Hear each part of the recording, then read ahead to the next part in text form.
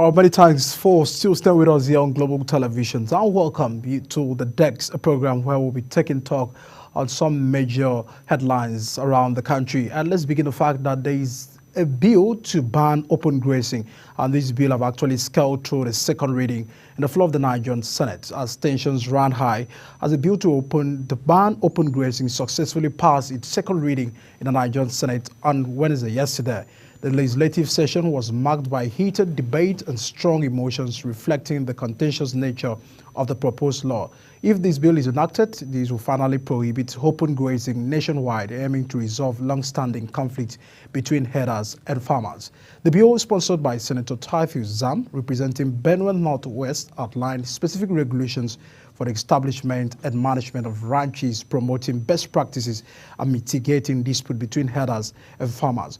We'll bring perspective to these conversations on the subsequent talking show on our TV. But today we'll be focusing more on the fact that yesterday was World Environment Day.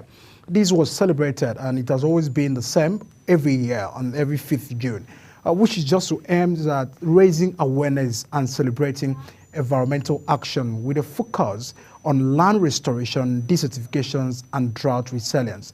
The land degradations is directly affecting people's life and livelihood, threatening water and food security, and contributing to migration and displacement. On the program today on DEX, we'll be exploring what are the roles we have to play so we can actually save our environment from the very attack this may cause if we don't well manage on the program. So do stay with us. I'll be right back with my guests to speak to us, and of course, what role can we play as Nigerians in a bid to arresting some of the situation. Do stay with us, we'll be right back.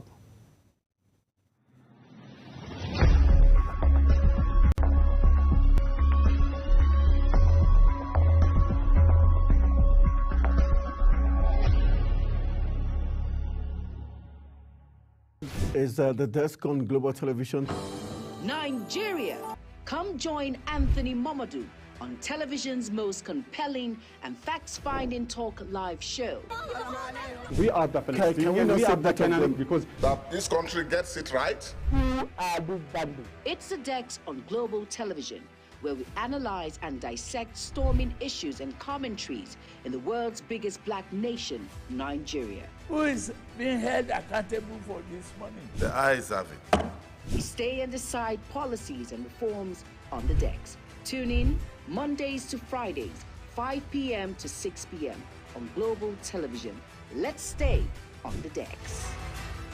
For an insightful idea that takes the center stage and the conversation that gets beyond the headlines, to explore the lasting impact of political decisions, Big Talk got you covered. From policy debates to geopolitical insights, from thought-provoking discussions to actionable insight, What is the real responsibility of government? Big Talk delves deep into the heart of the matter. Join us weekdays on Global Televisions from 6:30 p.m. for a reverting journey into the heart of politics, where we dissect issues shaping our society. In an ever-busy world, the increasing challenge of keeping track of health matters can be extremely demanding. Follow the latest health tips and trends on Health Guide on Global Television on Tuesday at 3 p.m. Health Guide on Global Television. Put your health first. Are you a food lover? Do you care about your health and nutrition? Are you interested in exploring the diverse culinary traditions from around the world? Then look no further. Introducing Lunch Global on Global Television, a show that takes you on a delicious journey through the world of food, nutrition, and diet. So, whether you're a seasoned foodie, a health enthusiast, or simply curious about the world of food, Lunch Global has something for everyone. Tune in Mondays to Fridays and let your taste bud take you on a journey of flavor, culture, and discovery on Lunch Global. Bon appetit!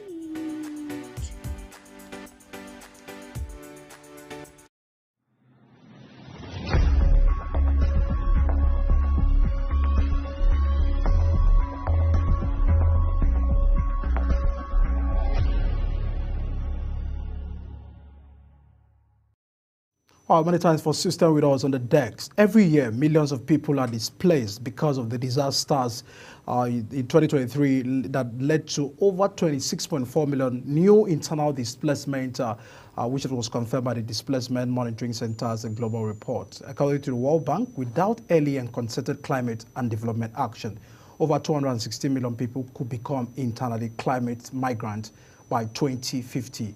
We don't want that. We don't want to wait till that get to takes our feet off and then we'll be able to run out of skelter. The role for us to serve the environment is very critical.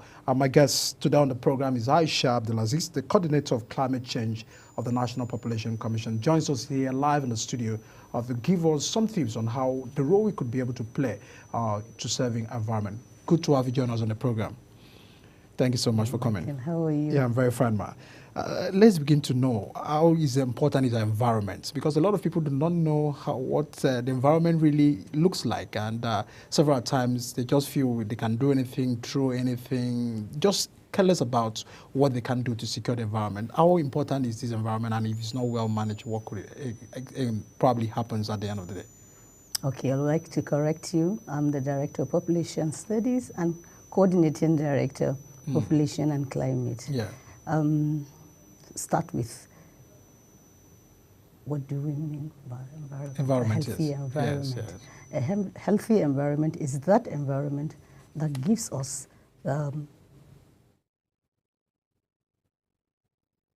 space that is clean, where there is air, stable quality air, stable soil, and relaxation.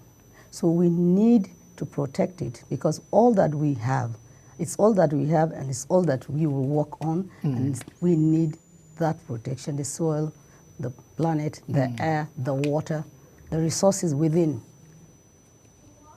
So it's a big role for everybody to join hands. It's an action, like, let me use the word goal 13 of the SDG that says climate action, which is a responsibility of every one of us.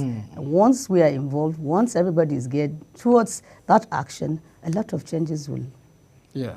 So, I mean, you've been an expert in the field. What are those daily habits that we should be able to, inculcate among people so that they can also know what they can begin to do? The role of everybody, if you are in the media, is yours to activate people, get people who know the knowledge, let individuals know what they do that is good, what they do that is not good. The consciousness that the environment gives us what we give it. The more waste we put in, the more toxic it becomes to us. So, one, reduce consumption, reduce the use of energy, reduce waste. We can also recycle. We can also repurpose, rechannel on everything that we do, starting from your household. What do you do with your waste? How do you dispose your waste? Do you separate it? Is it plastic? Is it bottle? Is it food? You understand? Things that you can use. So things that are recyclable, like the peels of yam, potatoes. These are things that can be used as manure. The Renewed Hope agenda, where the First Lady is enjoining women to farm within the house, at least cultivate what you can eat. We can use all that we, as housewives, use within the house as manure. Then the bottles we leave for those that are in recycling. And the plastic too, we should try as much as possible to use plastics that we can use again, if at all we need to use the plastic. If not, also separate it so that those in the recycling system will also. Absolutely. I mean, it's a big whole role for everybody. So, but how can we begin to, create and conserve the natural resources within, our environment, so we can actually be able to serve these out? It starts with the government too. There must be policies, sustained policies that will look into technologies that are smart, that are climate smart. But once we have that in order, as a regulatory body, then you now look at agencies, what they can do, the campaigners, the NGOs, then also to transition to renewable energy. That way, we can reduce our energy consumption at a lower cost. It might be expensive now, but at a later stage, it will be a win-win for the environment, for individuals. I mean, you were part of the delegation that went to COP28. Can you say that participation in that exercise was necessary for Nigerians to also key in behind the green census that we're also preparing for you yourself? Yes, we're still promoting, if the census is going to take place, that the census should be sustainable. And that is a huge platform because we're going to work with households, information on climate awareness, knowledge, attitudes, and practices of individuals will be generated for the first time in the history of Nigeria. We're also going to use that forum to plant trees. We're talking about 200 million persons. I mean, I know that there are some younger ones. Of course, bulk of the population is young, but at least at the household level, people will be aware. People will know what they're going to do. People will now understand that climate change also is anthropogenic. It's man-made. We can do something about it. All right, let's go on a quick break right now. Once we return, we'll be taking a look at the renewable energies and how can we begin to sustain the renewable energies in a bid to serving environment. These will top part of conversations right here on the program, The Dex. Do stay with us.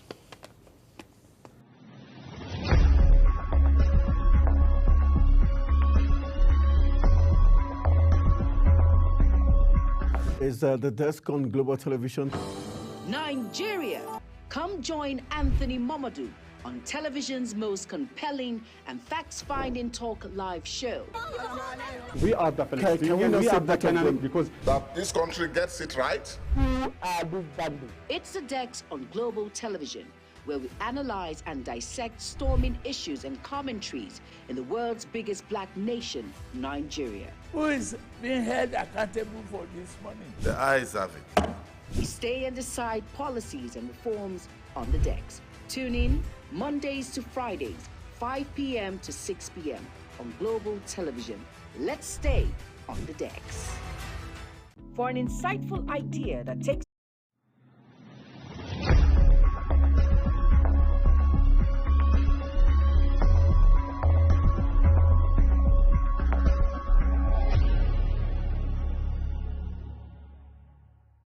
All right, many times for still staying with us. I'm having Madam Aisha, of course, Director of the National Population Commission, joining us here live on the program. Let's get to renewable energy. You've made emphasis on that. How can we sustain this renewable energy within the country? Like I earlier said, the policies has to be made, which will streamline or transition whatever we are doing from fossil fuel to renewable energy. People get to know, need to know, and maybe probably the energy, the transition will be subsidized in such a way that people will not feel the cost. We need to use the solar, we need to use the wind energy for farmers and more. Then the policy, then individuals will have to reduce consumption, reduce their waste, look into what do they need. It has to be repurposed in what we do, how we eat, what are the things that are harmful. Do we throw plastics to the waterways? Do we throw debts and metals, that we don't need in the house? How do we dispose of our waste, our water? Because all it ends up in the rivers and then invariably to the sea. So these are things. A big role to play. What's your final words as we begin to round up on the program? What Nigerians can begin to know better in that I understand you've laid emphasis already on what we should be able to do. Finally, I need to see that the land, the planet is ours, and it's our responsibility to protect it, to conserve it, and then do the best we can. Absolutely, no better words than that. The land is ours. We can only get to protect and do a bit of a role in getting to preserve our land, because we do not just want the statistics of over 260 million people where they are projecting that may become internal climate migrants by 2050. Without concrete action being urgent taken, it might be able to lead to all of these reality, because the reality of the climate crisis is providing concrete solutions for people who are already on the move, for people who want to move, and for those who want to stay. And we do not just want to start the issue of migration because of the challenges and environment. So just as my guests have actually pointed out, you have a role to play in getting environment secure, conserved, and protected. Aisha Abdulaziz is the director in the National Population Commission and the coordinating leader in the Green Census initiative that we'll be having very soon here in the country. Many thanks for your thoughts and your contributions on the program today. Thank you. Thank you so much. And then we'll go on equipment. Once we return, we'll be taking a look at the Nigerian Senate move that has passed already, the second bill to go ahead for the issues of open grazing in the country. What are the implications to all of these, and what should we begin to do, or what knowledge should we begin to know better as this move has already scoured through the second reading? Do stay with us on the program. I'll be right back.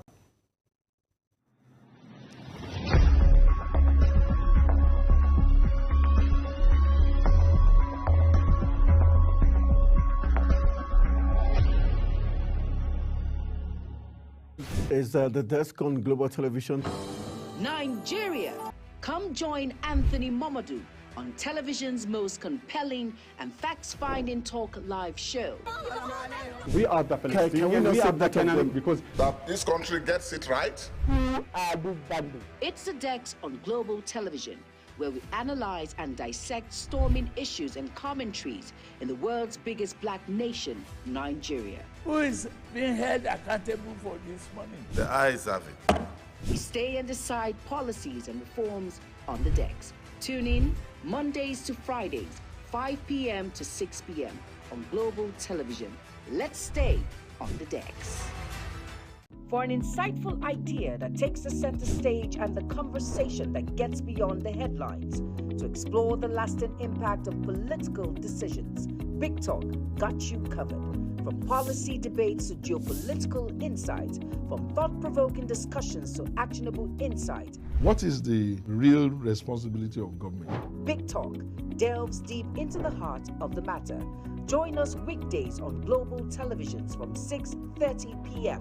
for a reverting journey into the heart of politics, where we dissect issues shaping our society. In an ever-busy world, the increasing challenge of keeping track of health matters can be extremely demanding. Follow the latest health tips and trends on Health Guide on Global Television on Tuesday at 3 p.m. Health Guide on Global Television. Put your health first. Are you a food lover? Do you care about your health and nutrition? Are you interested in exploring the diverse culinary traditions from around the world? Then look no further. Introducing Lunch Global on Global Television, the show that takes you on a delicious journey through the world of food, nutrition, and diet. So, whether you're a seasoned foodie, a health enthusiast, or simply curious about the world of food, Lunch Global has something for everyone. Tune in Mondays to Fridays and let your taste bud take you on a journey of flavor, culture, and discovery on Lunch Global. Bon appetit!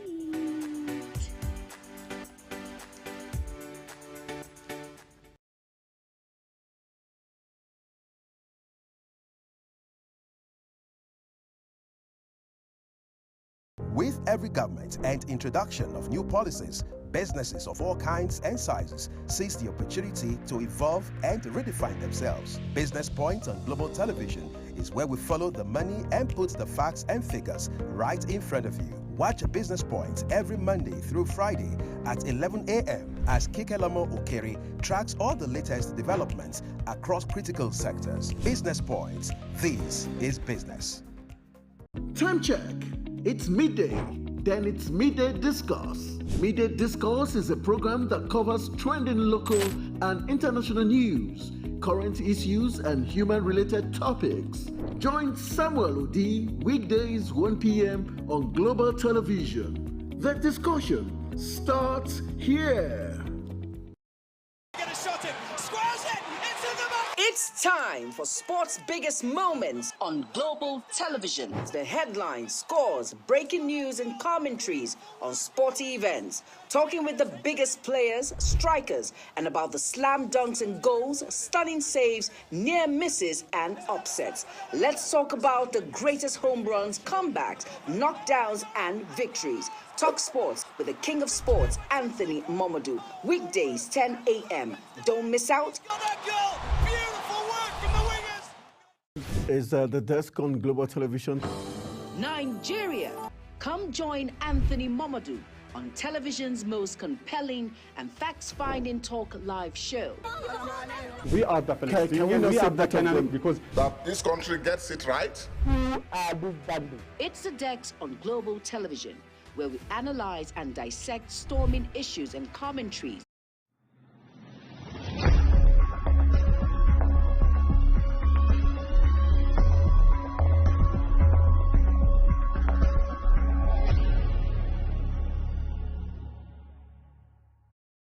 All right, but time for still stay with us on the decks. Well, of course, let's take this breaking news coming in. Wale Dun submits minimum wage cuts to Tinubu. I recall days ago that Tinubu gave 48 hours to the coordinating minister of economy to come up with something very workable for the federal government in respect to the minimum wage by the Nigerian Labour Congress and TUC. But for Idun to be out as responsive to that order by the president means they may be aware out of it. But what we don't get to confirm is if it's still on the 60,000 basis that these cost implications have been submitted by the minister. But let's just give a conversations around these issues of minimum wage and the submission by what I do.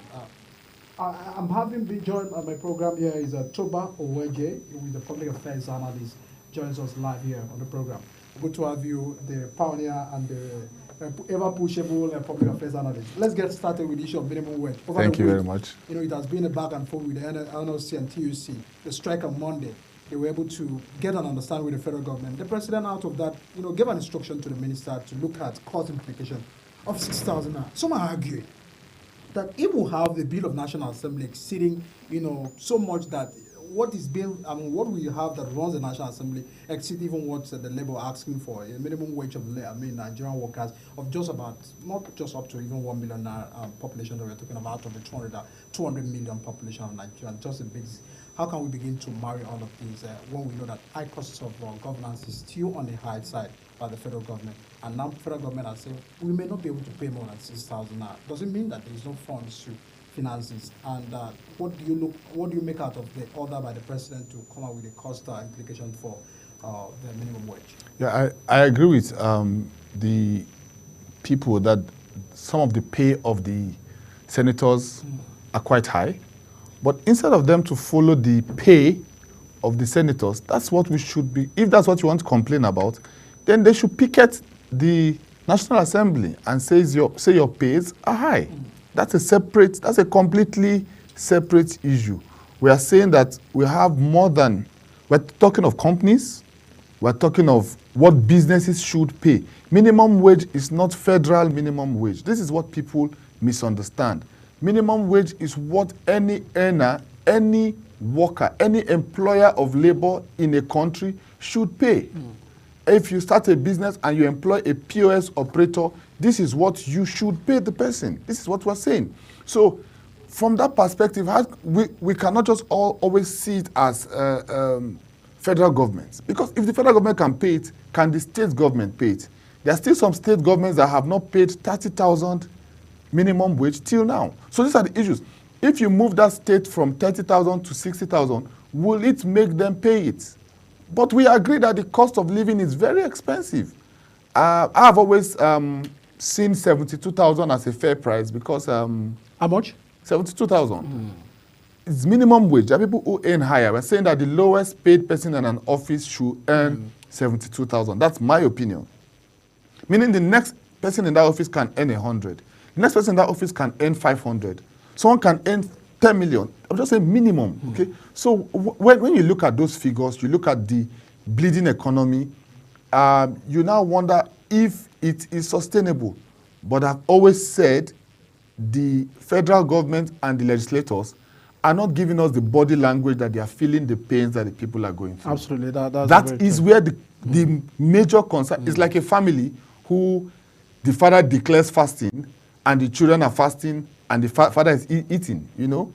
It's now, are we fasting or are we the ones fasting and you are eating, you see?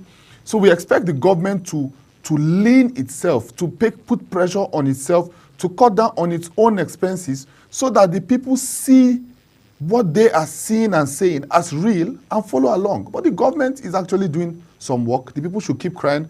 I expect them to end about 72,000 or 80,000 will be a good place for us to go. But we shouldn't do this strike of shutting down everything, shutting down national grid, shutting down hospitals. It is illegal by the Constitution. Essential workers must still function during strikes. This is the law of strike. I mean, even Labour will get to argue with you that they may not be able to drive from their point if these essentials workers are not carried, are not also asked to join the strike. But away from that, let's look at issues of inflation. I mean, even if we get to pay 100,000 naira minimum wage, and the concern has always been the fact that the markets, where we get to purchase, where Nigerian, a common Nigerian, who is not even a federal government or a state government worker, gets to buy things off, is facing the reality of the inflation in the market. And now it is one thing to go ahead with the minimum wage and also addressing the issue of economy. This government came in, they even made scenarios about 700 now, thereabout. But right now, you kind of understand that it's quite very not friendly. That the market, high costs of food and everything. So all the policies that this CBN, the Coordinating Minister of Economy and all of those involved have been doing hasn't reflected in the market. If we go to the market today, one model of Gary is still not affordable for a common Nigerian who has a family of 3 or 4 to feed. Well, I mean, the reality is there.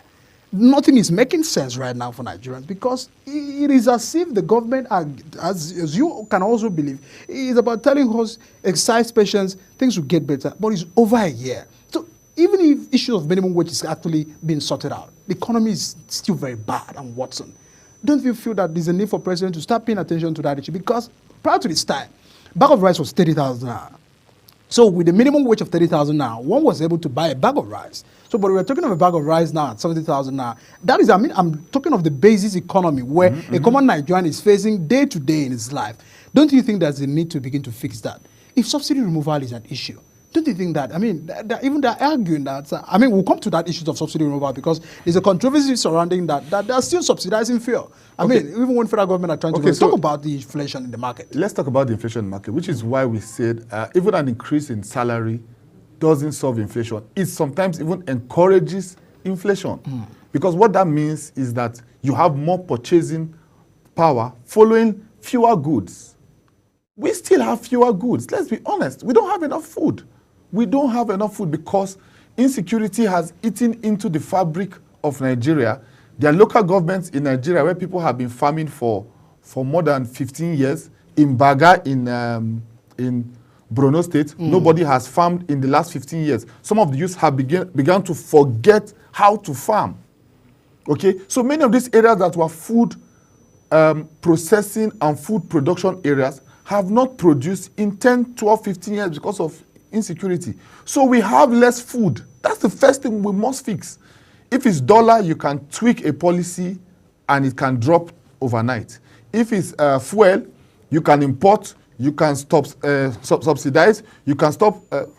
What do you do about food? Food must be planted. Food must be grown. These are not immediate measures, except the government wants to open up the border. I have suggested that the government should open up the border for food to come in without tax, but for only food crops, not staple crops, not what you can sell, not cash crops, staple crops, to be able to come into Nigeria freely without tax. In that way, it can become an immediate cushion. If you find that you have a place to import rice for 45,000, you bring your rice in. What we're saying is what I propose is you can bring your rice in. We won't tax your rice. Let your rice come in. If your rice can come in at 30,000, bring in your rice. With this, people get an immediate measure. You may not leave it for long enough. You may leave it for 6 months till your efforts in the states and in different farms begin to come out. Niger State is farming over 100,000 hectares of land. But they've just started that like 4 or 5 months ago. Those crops cannot automatically feed the nation immediately. The rainy seasons have just started. So these are the things that do a short-term measure. The only thing you can do short-term measure is to open the border for food to come in, but do not do the same thing for food to go out. Another issues we're having is that some Chinese firms, some Lebanese firms are buying up food in Nigerian farms before they are harvested. So let's say you have a farm, a Chinese company comes or a company comes and they want to buy up all your food crops before it harvests and they pay you off.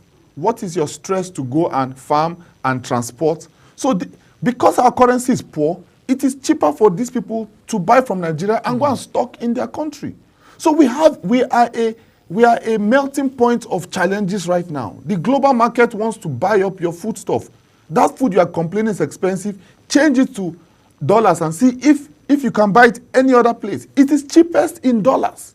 These are the problems you are having. What you call expensive, if you change it to dollar, is cheap anywhere. So these are the challenges we have, and I believe the president is putting some effort in that area. He should consider this policy.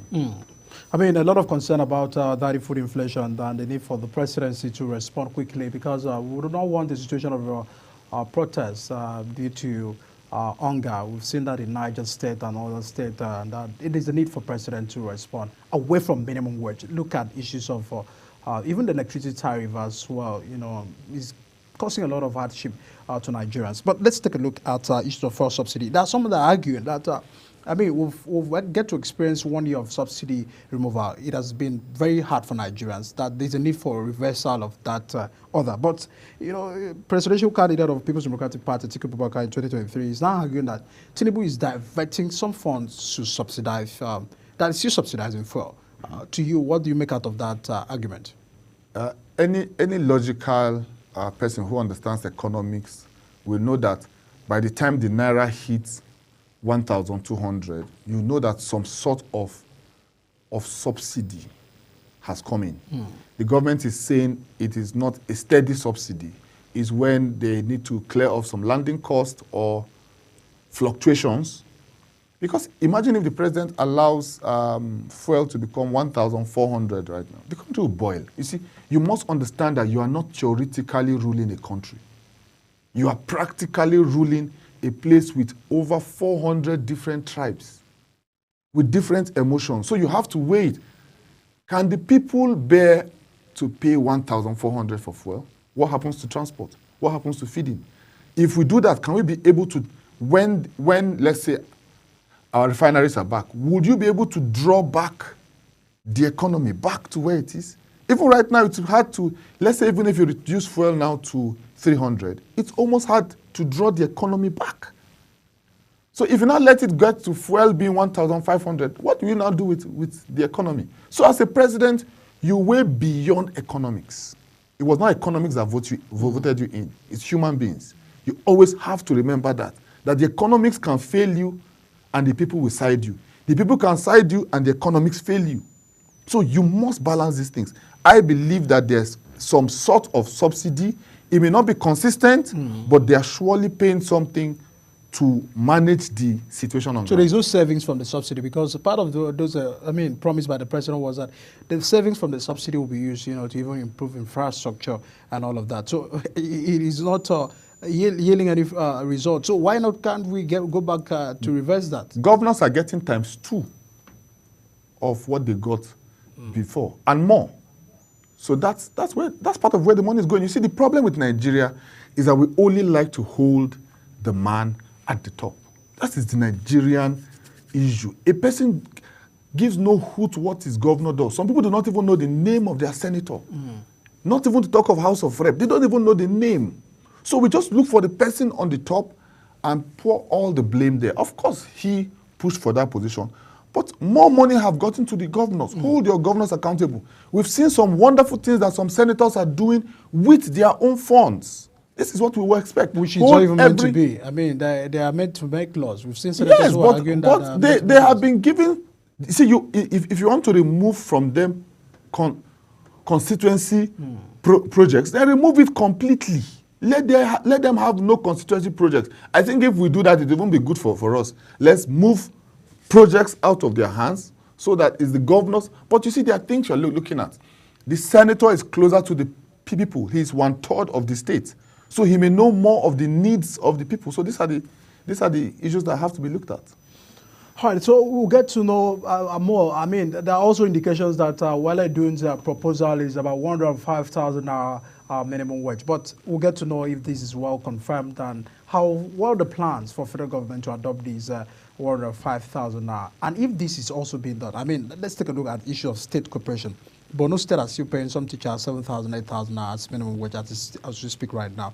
How do we begin to make that state government be compelled to also pay the same? Because even the 30,000 now, you agree with me that some states are still, playing games over it. So, and it's worrisome because, as you said, worker is a worker, by even federal or the state. So, this back and forth by state governors not always resisting sometimes the minimum wage. Because I understand that even if it's 100,000 now, that is maybe at the table at the end of the day, we'll still find some governors who are saying no to that minimum wage. What is the provisions of the law? I understand that the act have expired as the last month, but how do we begin to revisit this so that it can be a comprehensive issue?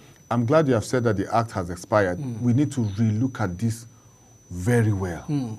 What if a state doesn't pay it? What are the penalties?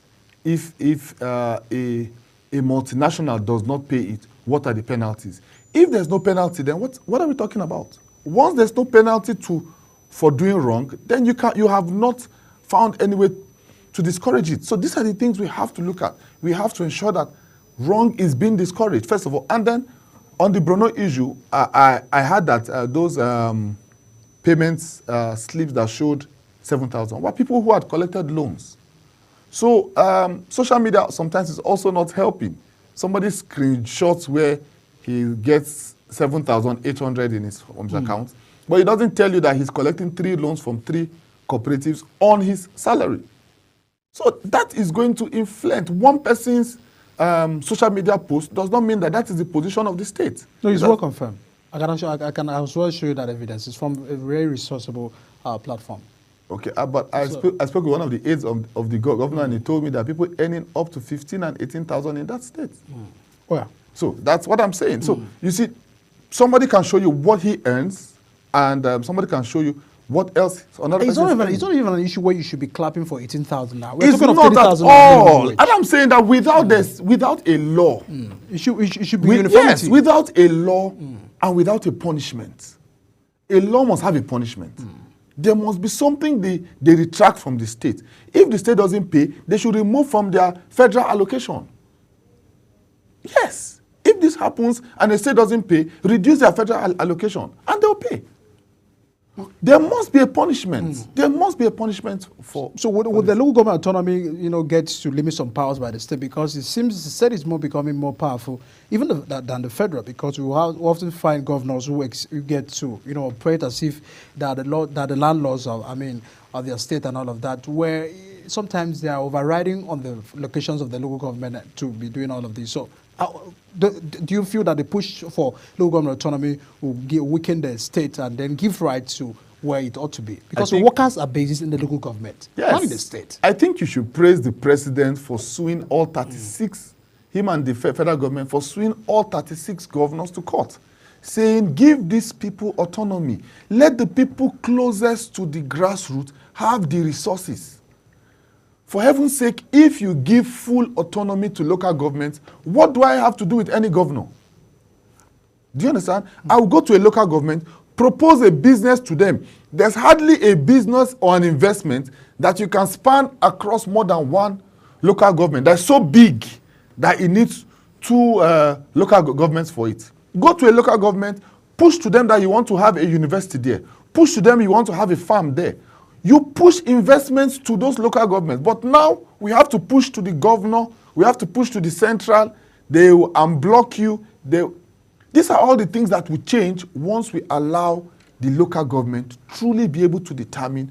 I can go to a local government chairman. I want to put a factory here. Once that factory is there, he won't say, okay, let's put it somewhere else. You see the issue with Nigeria, this place may be the best place to put something, but because it's not the village that the governor is from or the president is from, he moves it to another place, which is his own place. But that cannot happen in a local government. Once the resource is in this place, the resource will be put there. And the people who benefit will be there. Far less pressure will be on the central. This is what we are saying. More people in Abuja will have no business in Abuja. They are brilliant, they have ideas, they will be in their local governments pushing for development. Development is in the grassroots, not in the center. So I applaud the president and I want you to applaud him also. Absolutely. I mean, applauding the president is not an issue. Well, when the market, because I'm after what the Nigerians are facing, the issue of local government autonomy, we also have an argument that even when this is granted to some local government, we will also find local government chairmen who also get to live the life that we have seen state commissioners and state governors living. Because these are the same people. You are only changing the sectors of operation, not the persons that are maybe in the role of the affairs. Because we also have state governors fighting very hard to make sure that their loyalists are the there local will government be chairmen. local government chairmen that are richer than governors once that happens. So you understand that this will not solve the people's problem. Yeah, but it will move it closer to the people. That's an argument for another day. But let's go on a quick way right now. Once we return, we'll be taking a look at the bill to ban open grazing, which has scaled second reading. I mean, there are several experiences of herders and the people. What has been the experience right now that we're asking to make open grazing? What does it mean to us as Nigerians, which have already scaled through second reading in the floor of the Nigerian Senate? To stay with us, we'll be right back.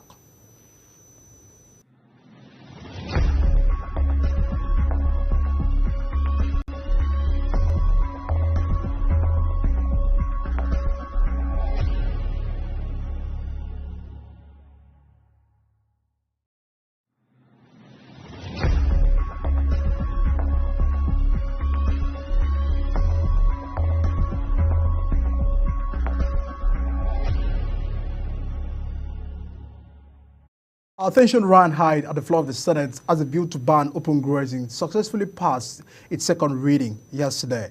The legislative session was marked by heated debate and strong emotions reflecting the contentious nature of the proposed law.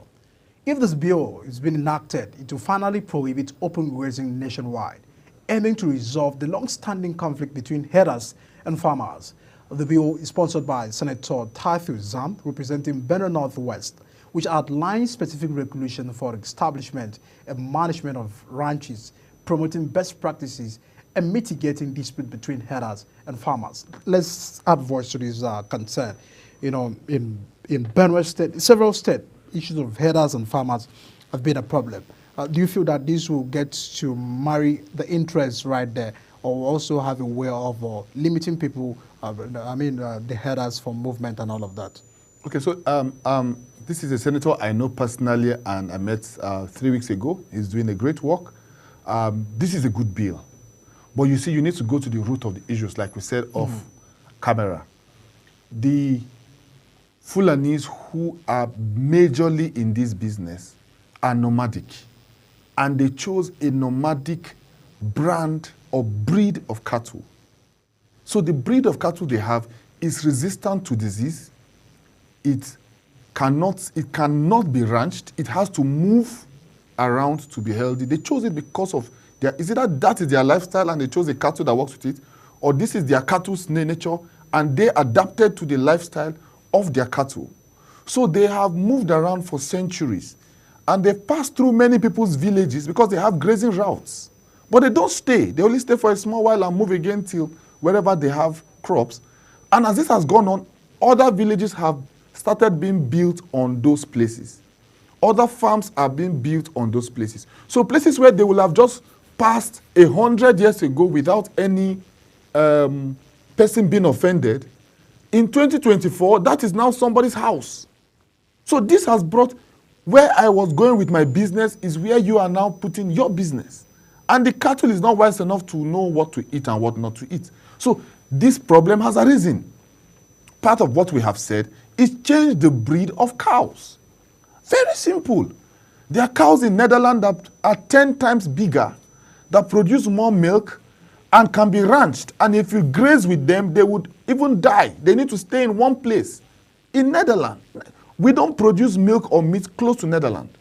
So what we expect to see from this is forcing other tribes, forcing other states and regions to rethink this. Why is somebody bringing cows to Southwest when Southwest can import cows and ranch them? Why is somebody bringing, is meat a separate, why are we not fighting over chicken? Everybody has his own chicken. So it's because one business is in one person's hand and it's being circulated to the whole country. This needs to be changed. Everybody needs to have their own ranching of a different breed of cows, and then we move forward. Everybody moves on. This is my opinion.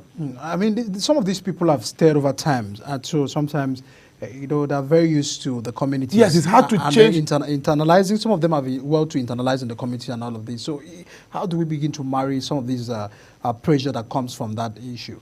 So the issue is, the people who have, your father did this business, your grandfather did this business, your great-grandfather, to 10 generations did this business. How do you tell that person now to stop that business or stop that breed of cow and start doing something else? To him, it's lost. I'm sure to any other person. Is this consumable in Nigeria? What is that? In the cattle? Yes, it is. Netherlands cows, if nobody has ranched them, bring 100 of them, ranch them, they would stay here. They won't die. We need to just change the breed of cattle. There's no need for hatred to the people. The people are just doing their business. What we need to do is to change the cows and the nature of business. And it will work out for everyone. So, the issue of open grazing has a very big effect right now. Yeah, it's big. I believe that it will really help the country. It will bring more peace. It will bring more stability. And it will bring more businesses for everybody. It has to pass one more reading. Things may get a little hazy politically because I expect a lot of pressure from the people who run that business. But it's a business that was born to change. It has to change.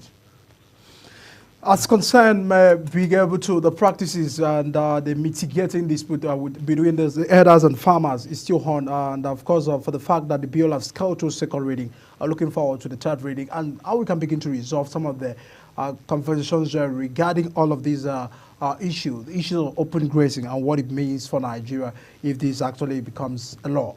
We, of course, want to see how we can resolve some of these disputes. Just as Toba has actually pointed out, there's a need to for government to marry these interests and know what they can be able to do well so that they can, see how everybody can actually be at peace with each other.